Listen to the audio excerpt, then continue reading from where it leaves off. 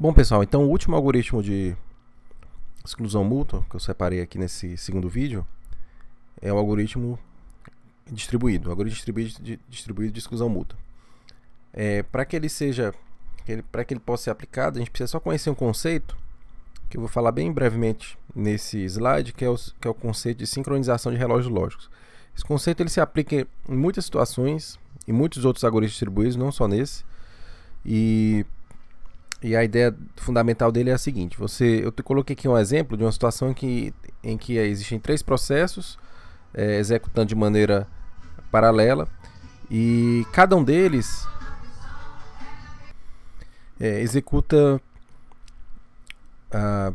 realiza algum tipo de processamento em alguns tempos específicos, e eventualmente esses processamentos envolvem o envio de mensagens. Então, onde tem esses pontinhos aqui pretos, são situações onde o processo realizou algum tipo de tarefa, né, processou alguma coisa. E em alguns desses pontinhos pretos você nota que há um envio de mensagens. Então, nesse algoritmo, nessa solução de sincronização, o que ele faz é tentar ordenar esses pontinhos, né? Você vê que alguns a ordem, estabelecer a ordem para alguns é óbvio, né? Mas para outros nem tanto. Por exemplo, o pontinho o ponto A e o ponto B, é claro que o B aconteceu depois do A, né? Porque eles fazem parte do mesmo processo e um realmente aconteceu depois do outro. Bom, só para ficar claro, o meu objetivo aqui é tentar estabelecer a ordem que esses processamentos ocorrem, né?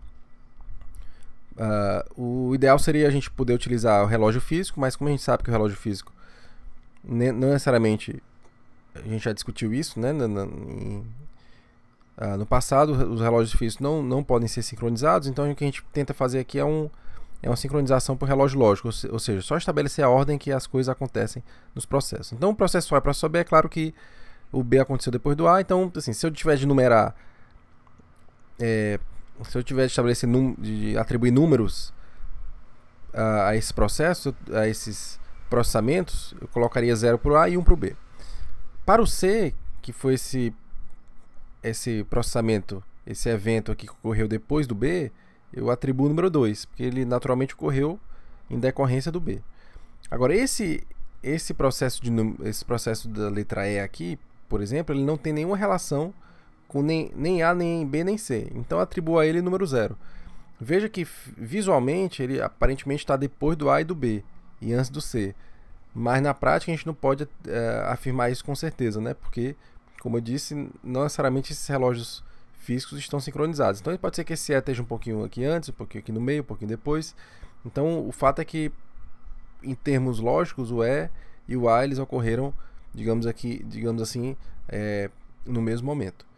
Agora, já o D, eu posso atribuir a ele o número 3. Por quê? Porque eu sei que ele aconteceu depois do 2. Ele aconteceu depois do 0, poderia ser 1, mas como ele aconteceu também depois do 2, então eu atribuo a ele o número 3. E o F aqui aconteceu depois do 3, ele vira o número 4, né? Então essa é uma forma simples de atribuição e que me garante, se eu tiver de comparar os tempos de cada um dos processos, me dá algumas garantias de que coisas aconteceram depois de outras. Algumas situações eu não sei dizer, como é o caso aqui do A e do E, mas tem outras situações que eu sei dizer, como é o caso dos demais pontinhos aqui. Bom, existem algumas regras que esse algoritmo se baseia, né? Então eu coloquei aqui embaixo do slide. Não vou entrar em muitos detalhes em relação a isso, mas o que basicamente eu afirmo aqui embaixo é a relação de ordem entre esses eventos aqui. Ó. O A aconteceu, o B aconteceu depois do A, a setinha quer dizer a ordem, né? Então o A aconteceu antes, o C aconteceu antes do D e o E aconteceu antes do F. O B aconteceu antes do C e assim vai, né? E aqui são as minhas regras através das quais as quais eu uso para poder atribuir esses tempos aqui. Bom, o importante é que com esse algoritmo aqui eu consigo afirmar se um determinado processo, se um determinado evento aconteceu antes ou depois de outro evento em outro processo. É mais ou menos isso que esse algoritmo ele pretende ele pretende nos dar.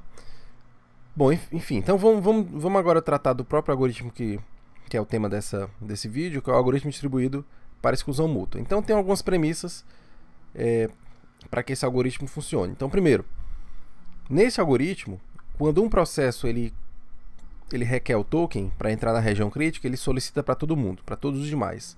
Então um processo só entra na região crítica se ele tiver permissão dos demais, diferente dos outros algoritmos, né?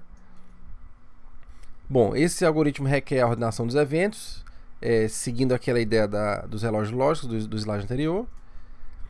E esse algoritmo ele requer comunicação em grupo, né? Se houver disponível, então ele consegue, é uma coisa que vai ajudar.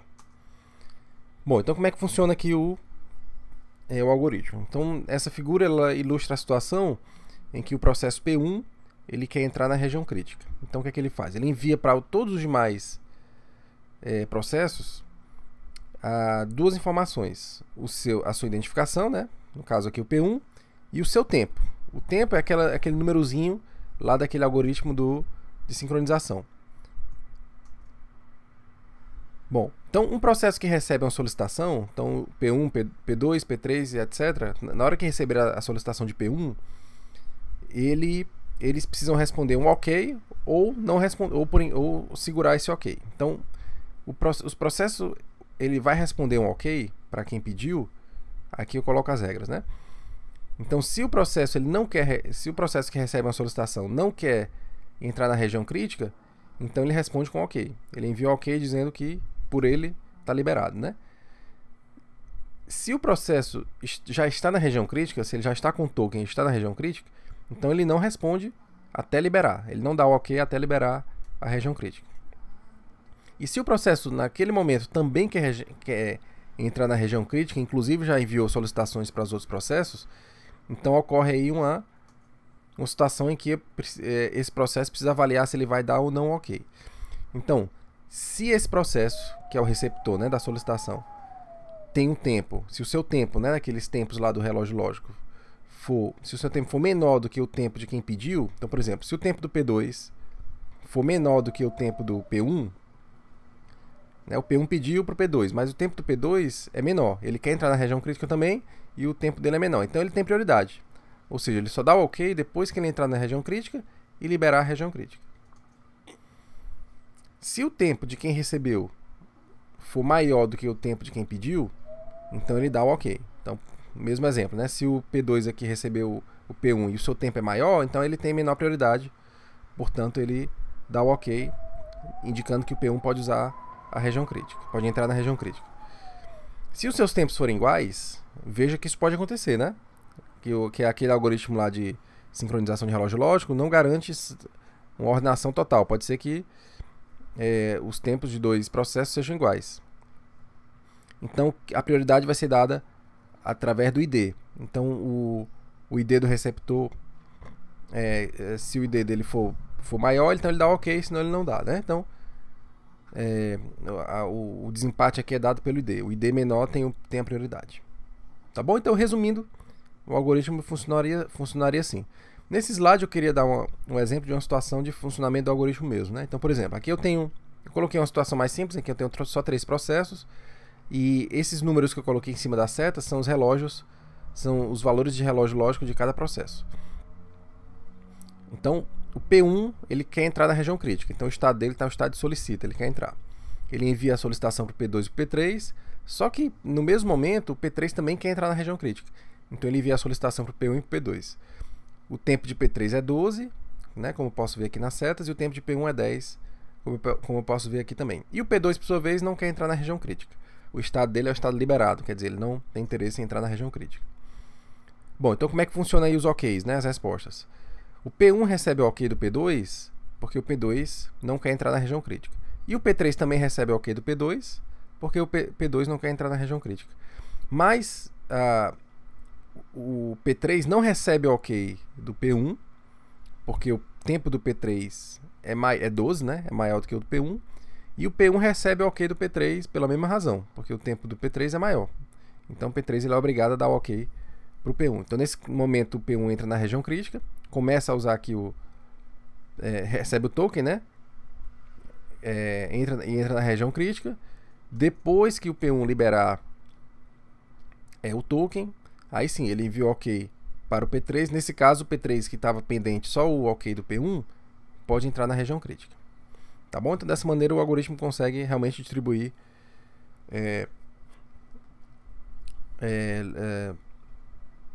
fornecer o token sempre para quem precisa, né? E ele procura ser justo no sentido de que quem está com um tempo menor, em teoria quem pediu primeiro, né, digamos assim, e aí tem prioridade para entrar na região crítica. Bom, aqui seria o pseudocódigo do algoritmo. Então, na inicialização, todo mundo está no estado liberado. Se um determinado processo PI quer obter o token, então ele passa para o estado solicitado. O tempo desse processo é o TI, tempo lógico, né, aquele númerozinho. E aí ele envia para todos os demais processos o TI e o PI, né? Então, sua identificação e o seu tempo. Bom, aí ele espera todas as demais N-1 respostas, considerando que há N processos envolvidos, ele precisa responder ou receber as respostas dos demais N-1 processos. Ao receber os OKs, né, então ele entra no estado de token, que é quando ele acessa a região crítica. Um processo PJ, ao receber uma solicitação de token, aí ele verifica, né, basicamente aqui é o pseudocódigo daquela discussão que a gente já teve há 2 slides atrás.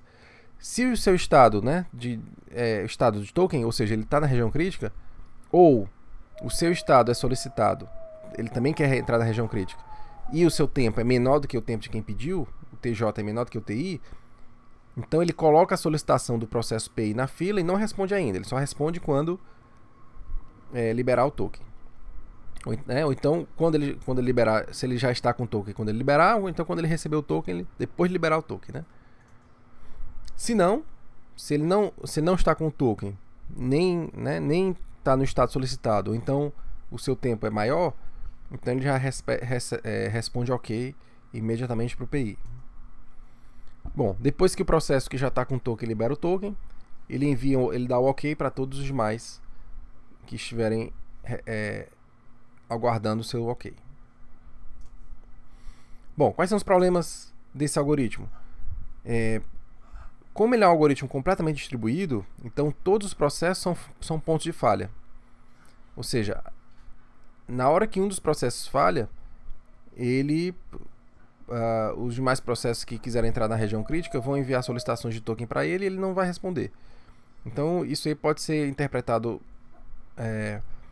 erroneamente, né, pelos outros processos como se fosse como se aquele processo que falhou, na verdade ele está com o token e não está liberando. Então o que se pode aplicar aqui seria uma solução seria um timeout, né? Então cada processo que faz o pedido espera o outro responder. Se o outro demorar demais, então isso pode ser considerado que o outro processo está em falha, né? Ou mesmo você pode verificar se esse processo está vivo através de uma mensagem de verificação. Bom, a quantidade de mensagens necessárias para que um processo entre na região crítica é 2 vezes a quantidade de processo menos 1. Então, se um processo quer entrar na região crítica, ele envia uma mensagem de solicitação para todos os demais, N-1, depois espera as N-1 respostas. Então, é um número relativamente grande de mensagens para um processo entrar na região crítica. Bom, então, encerrando aí a discussão sobre esse algoritmo, eu deixo aí uma questãozinha, né, e aí a gente resolve em sala de aula. Bom, então vou encerrar esse vídeo aqui, e o próximo vídeo a gente vai começar a tratar sobre o próximo algoritmo, que é o algoritmo de eleição distribuída.